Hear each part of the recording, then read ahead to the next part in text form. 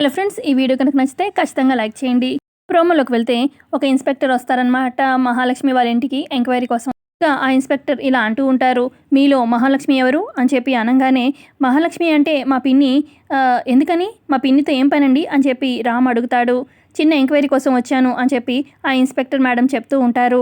ఇక మహాలక్ష్మి ఏమో, ఈ సీత మళ్ళీ ఆ పోలీస్ ఇన్స్పెక్టర్ గెటప్ వేసుకొని మళ్ళీ వచ్చినట్టుంది, దానికి తిక్క తిన్న కుదురుస్తాను అని చెప్పి గన్ తీసుకొని మెట్లు దిగి వస్తూ ఉంటుంది. ఇక మహాలక్ష్మి వెనకాలే అర్చన కూడా వస్తుందన్నమాట.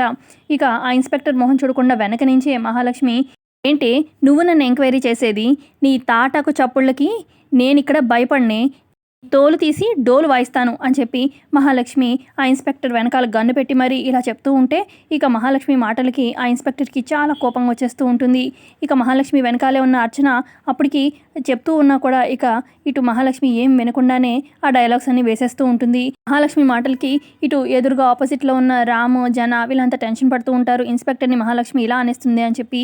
ఇక మహాలక్ష్మి వెనక వచ్చి భుజం మీద చేయి వేసి ఇలా తడుతూ ఉంటుంది సీత.